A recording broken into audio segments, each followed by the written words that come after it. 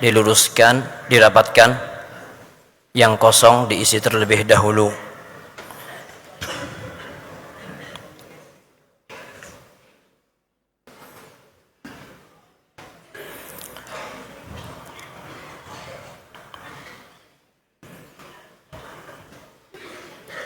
سووا صفوكم استقيموا واعتدلوا.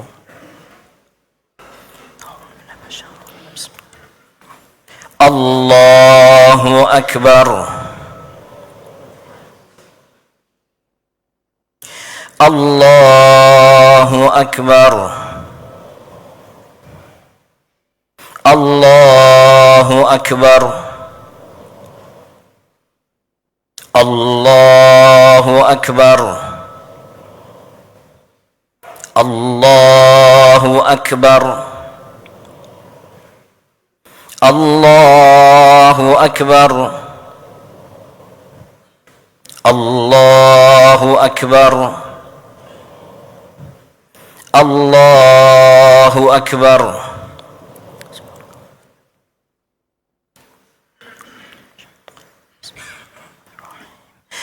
الحمد لله رب العالمين الرحمن الرحيم مالك يوم الدين إياك نعبد وإياك نستعين اهدنا الصراط المستقيم صراط الذين أنعمت عليهم غير المغضوب عليهم ولا الضالين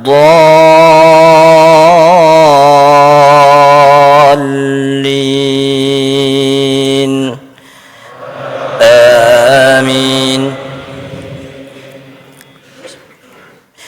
سبح اسم ربك الأعلى الذي خلق فسوى والذي قدر فهدى والذي أخرج المرعى فجعله غثاء أحوى سنقرئك فلا تنسى إلا ما شاء الله إنه يعلم الجهر وما يخفى ونيسرك لليسرى فذكر إن نفعت الذكرى سيذكر من يخشى ويتجنبها الأشقى الذي يصلى النار الكبرى ثم لا يموت فيها ولا يحيا قد أفلح من تزكى وذكر اسم ربه فصلى بل تؤثرون الحياة الدنيا والآخرة خير وأبقى إن هذا لفي الصحف الأولى صحف إبراهيم وموسى. الله أكبر.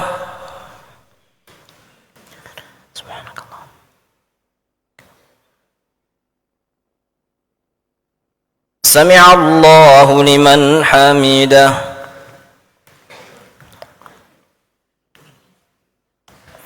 الله أكبر.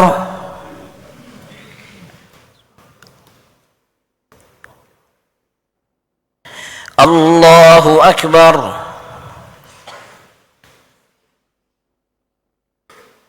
الله أكبر.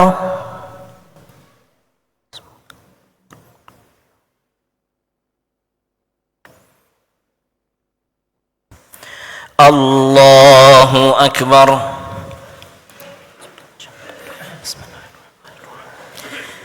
الله أكبر. الله أكبر الله أكبر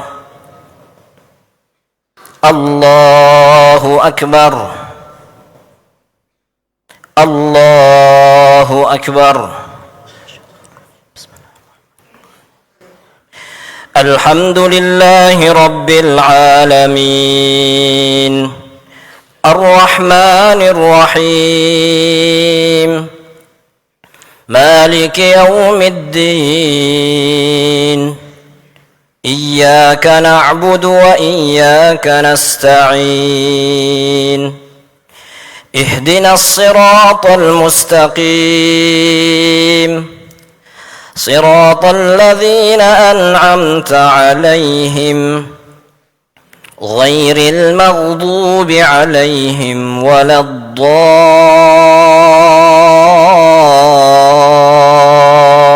الضالين آمين.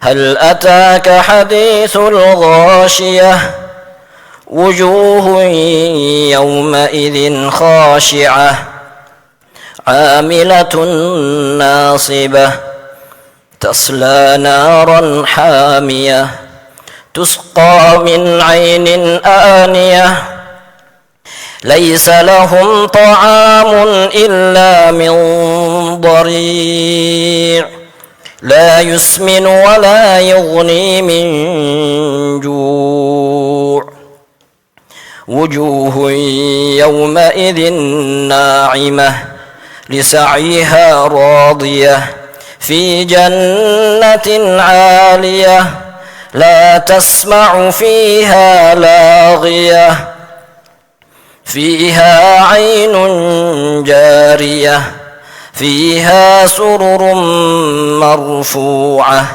وأكواب موضوعة ونمارق مصفوفة وزرابي مبثوثة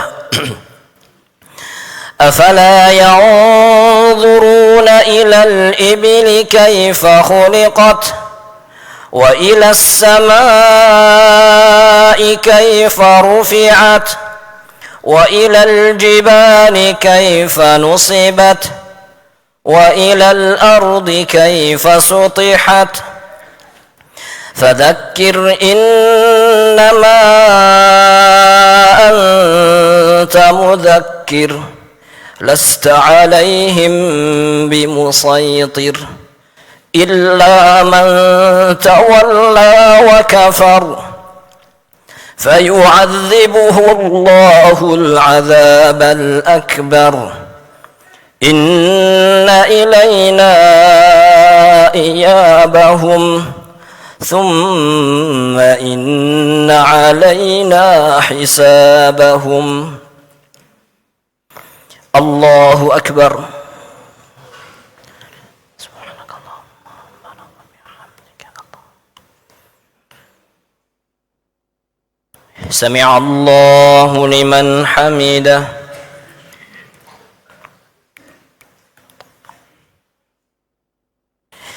الله أكبر.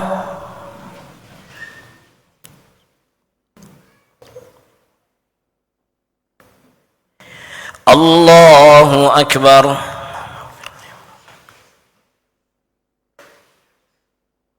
الله أكبر.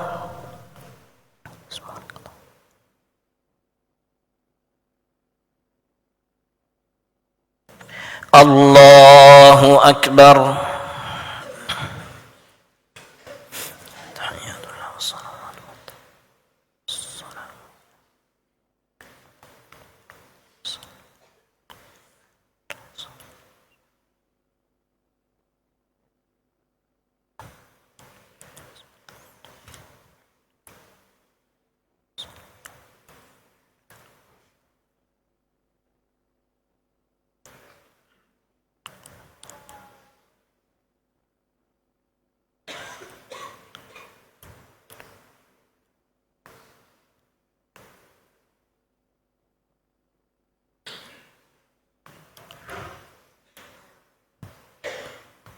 السلام عليكم ورحمة الله. السلام عليكم ورحمة الله.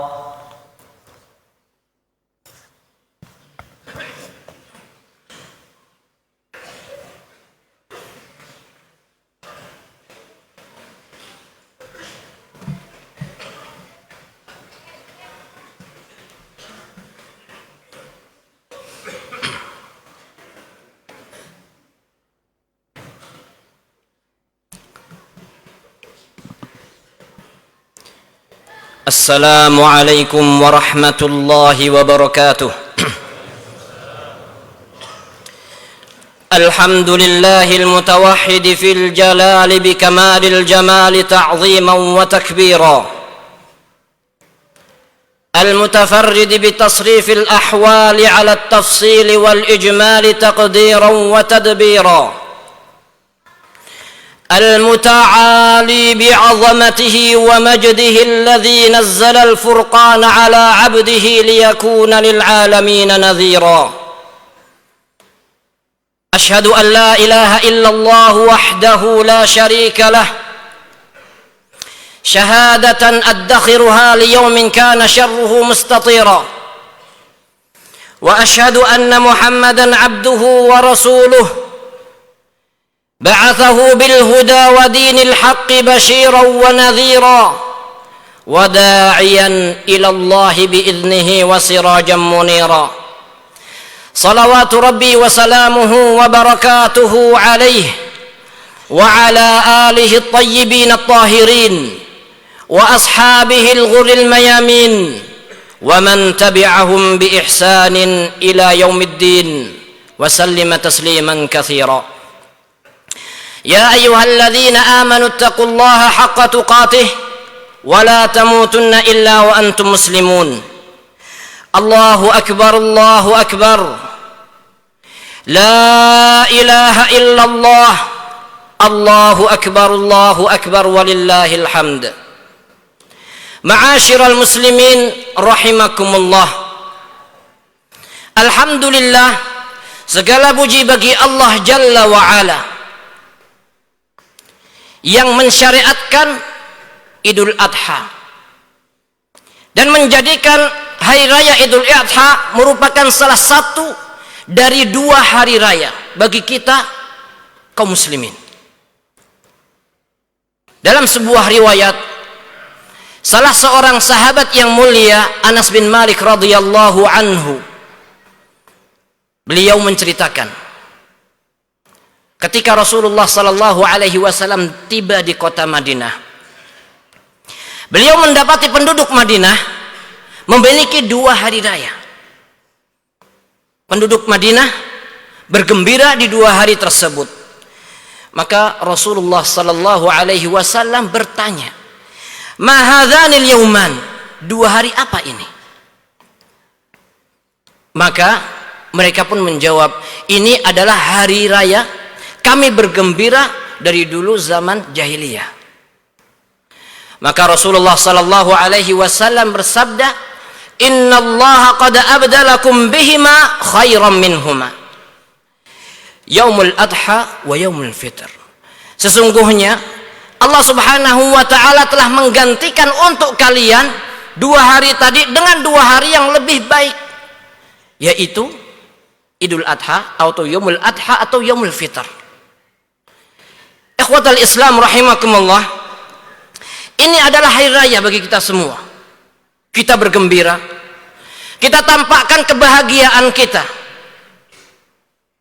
dengan berpenampilan baju yang rapi, begitu juga dengan makan makanan yang ada.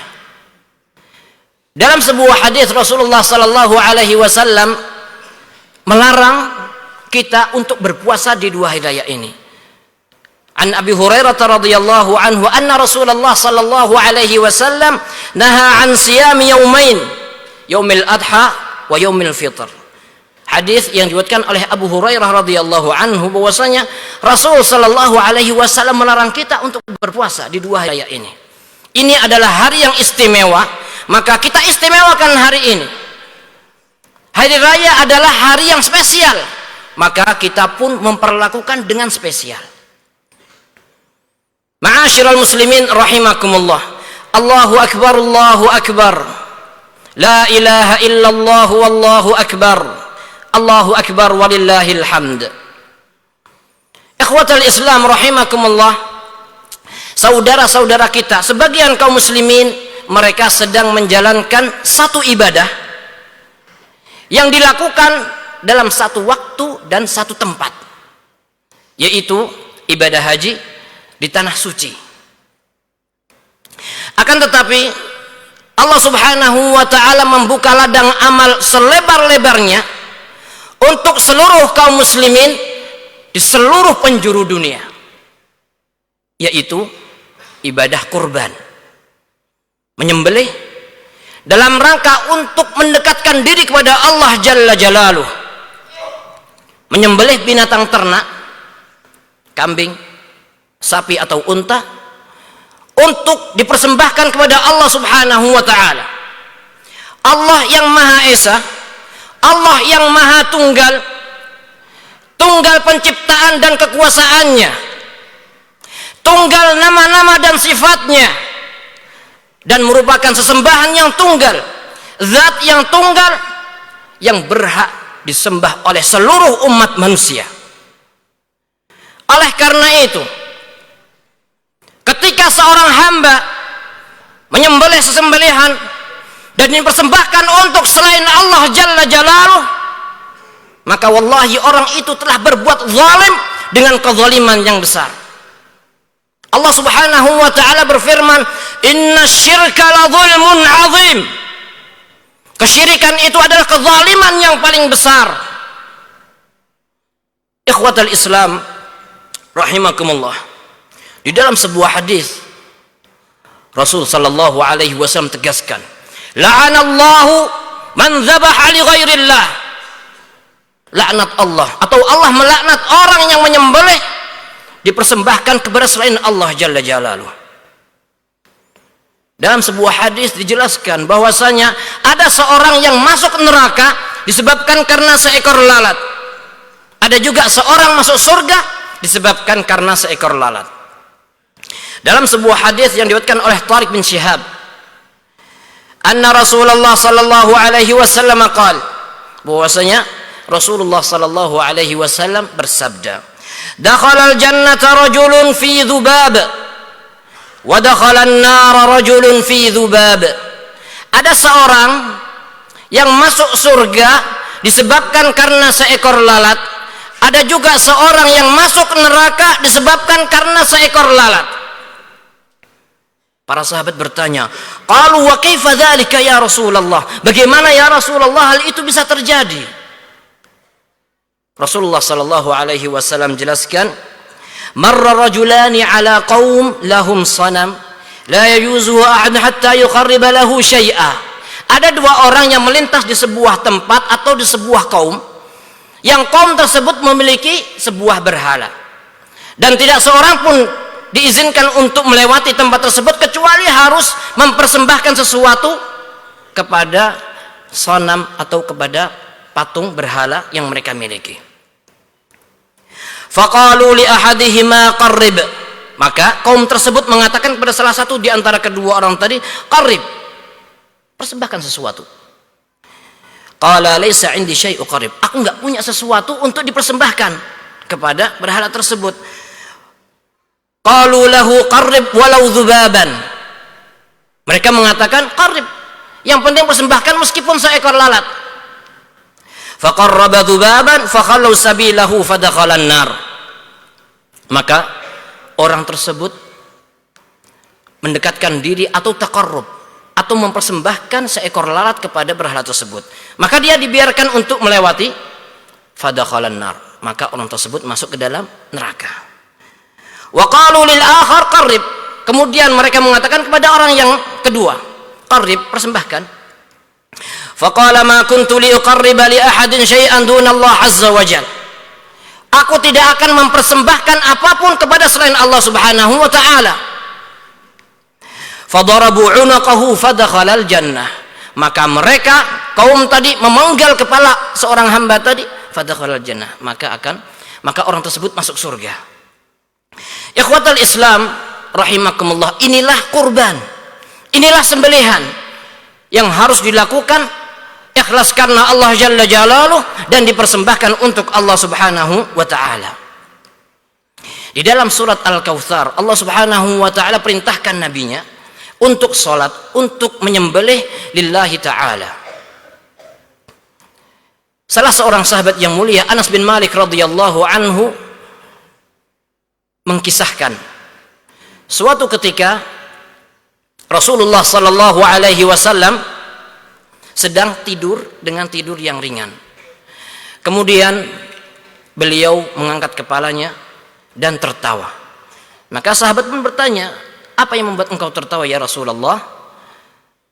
Kemudian Rasulullah sallallahu alaihi wasallam menjelaskan sebab tertawanya adalah turun ayat kepada beliau.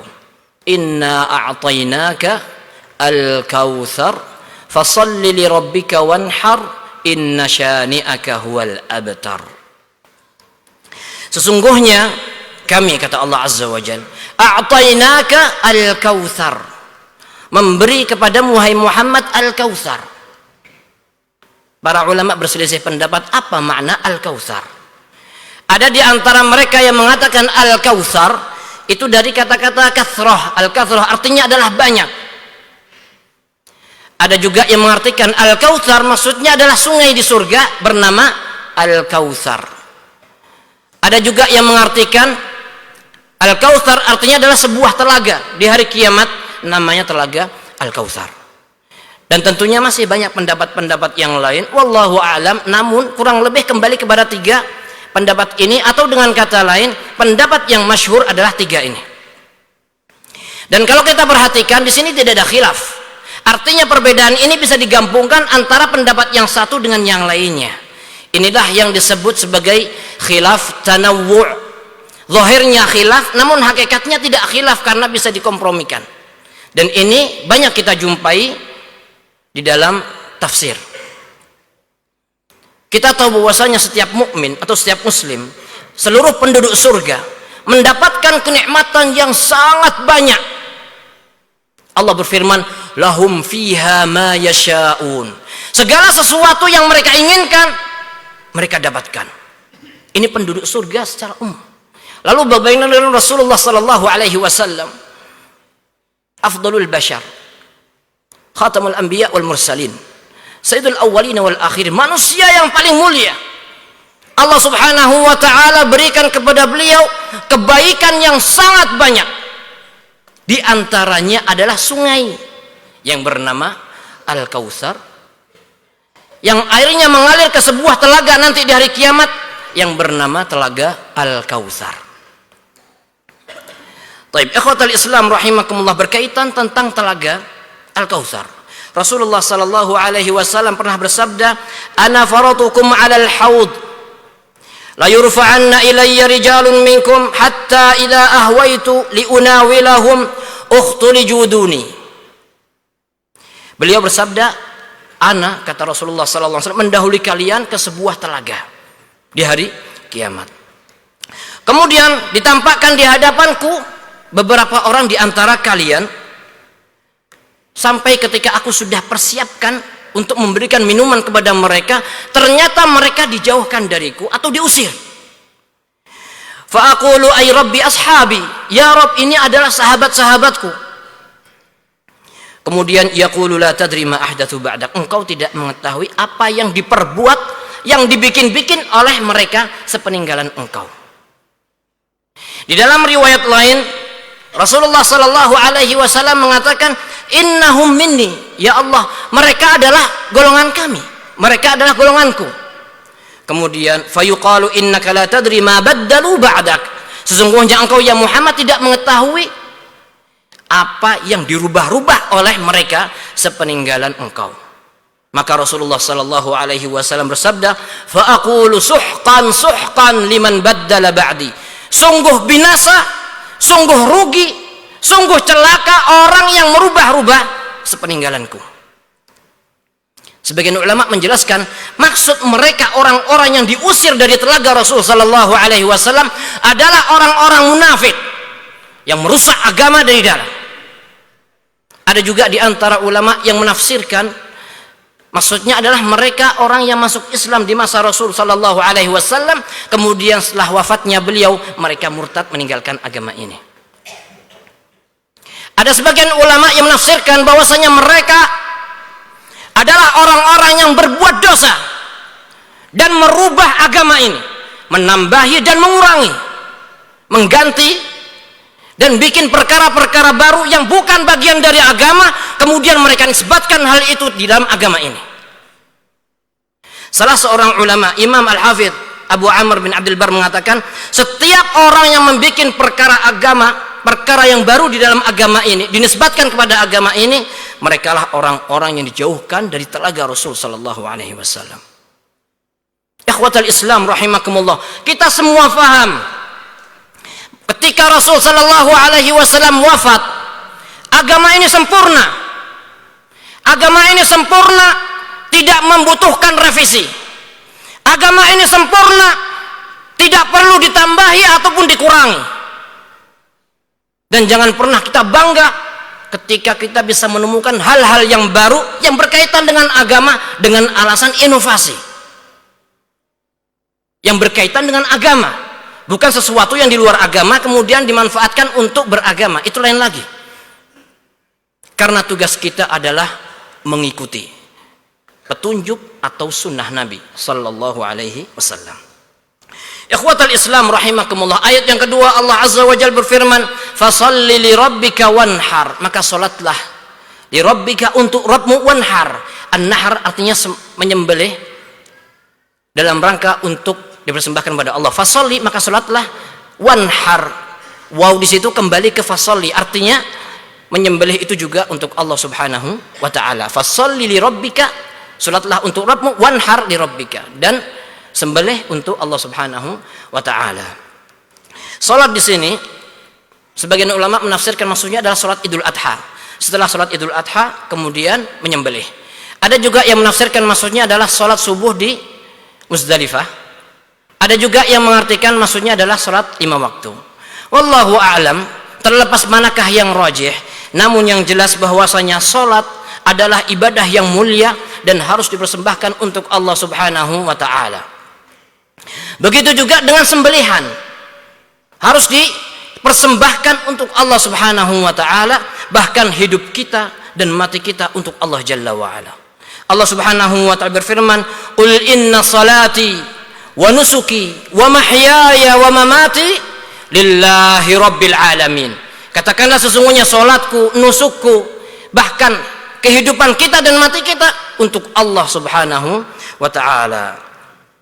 Ikhwatal Islam rahimakumullah, ketika seorang muslim mengetahui bahwasanya ikhlas merupakan salah satu syarat diterimanya sebuah amalan, maka kita sebagai seorang muslim pun juga harus sadar ada satu syarat lagi yang harus terpenuhi ketika amalan itu ingin diterima oleh Allah Azza wa Jalla, yaitu seorang harus mengikuti petunjuk Rasulullah sallallahu alaihi wasallam di dalam beramal.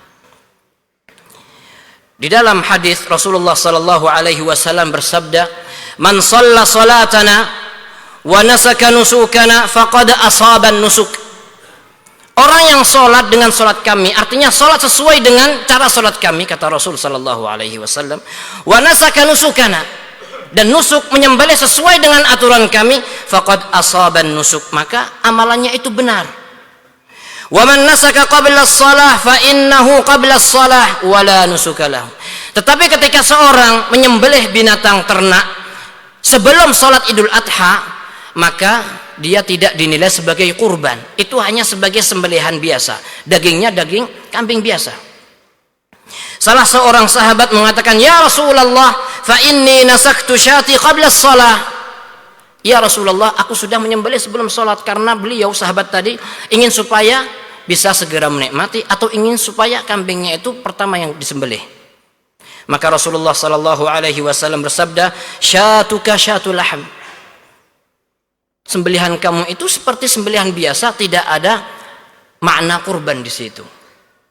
Ini menunjukkan bahwasanya di dalam beramal kita harus mengikuti petunjuk Rasulullah sallallahu alaihi wasallam. Dalam hadis ini dijelaskan tentang nusuk, tentang sembelihan. Dan dalam hadis-hadis yang lain banyak sekali amalan-amalan yang lain pun kita juga harus mengikuti petunjuk Rasulullah sallallahu alaihi wasallam. Di antaranya dalam sebuah hadis ketika salah seorang sahabat masuk ke dalam masjid kemudian sholat. Setelah selesai sholat beliau mendatangi Rasulullah dan salam. Rasulullah bersabda, irji' fasalli fa innaka lam tusalli. Ini disebut hadis musii'us shalah. Ulangi lagi sholat kamu karena engkau belum sholat. Sahabat tadi sudah sholat. Rasulullah bersabda, fa innaka lam tusalli. Maka diulangi lagi sholatnya. Setelah itu mendatangi Rasulullah kemudian diulangi, irji' fasalli fa innaka lam tusalli. Ulangi lagi sholatmu karena engkau belum sholat. Sampai 3 kali, sampai akhirnya, ya Rasulullah saya nggak tahu lagi selain ini. Kemudian diajari oleh Rasulullah sallallahu alaihi wasallam cara salat yang baik dan benar. Dalam hadis lain Rasulullah bersabda, "Shallu kama raaitumuni usalli." Salatlah kalian sebagaimana kalian melihat aku salat. Ini menunjukkan bahwasanya di dalam beribadah kita itu enggak bebas. Namun kita dituntut untuk ikhlas karena Allah Jalla wa Ala dan mengikuti petunjuk Rasulullah sallallahu alaihi wasallam. Yang terakhir Allah berfirman, inna syani'aka huwal abtar. Sesungguhnya musuh-musuhmu ya Muhammad, orang yang membencimu, merekalah yang terputus. Ketika salah seorang putra Rasulullah sallallahu alaihi wasallam wafat, sebagian orang-orang kafir Quraisy mengatakan batara Muhammad, Muhammad sudah terputus. Artinya ketika beliau tidak memiliki anak laki-laki, nasab akan terputus dan beliau akan dilupakan oleh zaman, enggak akan dikenal. Maka turunlah ayat ini yang menegaskan bahwasanya justru merekalah yang membenci Rasul sallallahu alaihi wasallam, mereka yang akan terputus, mereka akan dilupakan oleh zaman. Atau mereka akan diingat oleh orang-orang setelahnya dengan ingatan yang jelek, dengan penuh kehinaan. Adapun Rasulullah sallallahu alaihi wasallam, maka Allah Subhanahu wa taala akan terus mengangkat namanya. Di dalam surat Al-Insyirah Allah berfirman, "Wa rafa'na laka dzikrak." Allah Subhanahu wa taala selalu mengangkat penyebutan nama Rasulullah sallallahu alaihi wasallam ketika seorang bersyahadat, ketika seorang salat, ketika seorang azan melantunkan syahadatain, asyhadu an la ilaha illallah wa asyhadu anna Muhammadar Rasulullah. Ikhwatal Islam rahimakumullah. Inilah hakikat ibadah. Harus ikhlas karena Allah Jalla wa Ala dan harus mengikuti petunjuk Rasul sallallahu alaihi wasallam. Mudah-mudahan Allah Subhanahu wa taala berikan kepada kita bimbingan dan taufiknya untuk terus ikhlas di dalam beramal dan terus ikhlas mempelajari sunnah-sunnah Nabi dan mempraktekkan sunnah-sunnah tersebut. Allahu akbar, Allahu akbar. La ilaha illallah.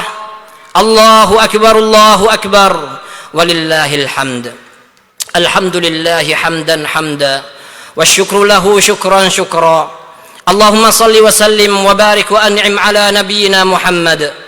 اللهم أعز الإسلام والمسلمين وأذل الشرك والمشركين ودمر أعداءك أعداء الدين يا قوي يا متين. اللهم انصر إخواننا المسلمين المستضعفين في فلسطين. اللهم انصر إخواننا المسلمين المستضعفين في غزة. اللهم انصر إخواننا المسلمين المستضعفين في كل مكان يا قوي يا عزيز. اللهم كن لهم عونا ونصيرا ومؤيدا وظهيرا. اللهم عليك بأعدائك أعداء الإسلام فإنهم لا يعجزونك يا قوي يا عزيز. اللهم عليك باليهود الغاصبين. اللهم عليك بهم فإنهم لا يعجزونك يا قوي يا عزيز. اللهم أرنا الحق حقا وارزقنا اتباعه وأرنا الباطل باطلا وارزقنا اجتنابه.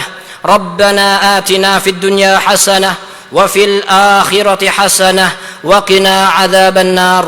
ربنا تقبل منا إنك أنت السميع العليم وتب علينا إنك أنت التواب الرحيم. وصل اللهم وسلم وبارك على نبينا محمد وآخر دعوانا أن الحمد لله رب العالمين. تقبل الله منا ومنكم. السلام عليكم ورحمة الله وبركاته.